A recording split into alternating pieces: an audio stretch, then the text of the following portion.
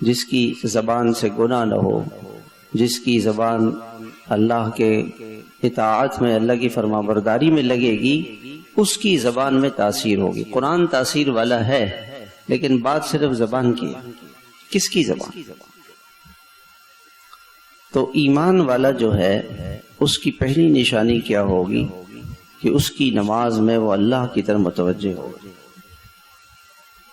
ہاں، اقیم الصلاۃ لذکری، نماز قائم کریں۔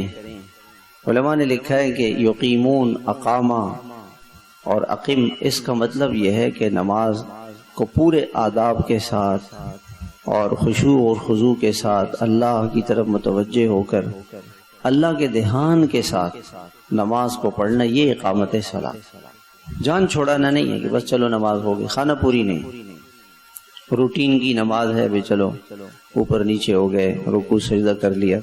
اللہ کا شکر ہے، یہ بھی بہت بڑی نعمت ہے، اس کی بھی ناقدری نہیں کریں، لیکن پہنچنا کہاں ہے کہ ایسی نماز ہو جس میں اللہ یاد آئے۔ اقیم الصلاۃ لذکری، نماز ہے ہی اس لیے کہ اس میں اللہ یاد آئے۔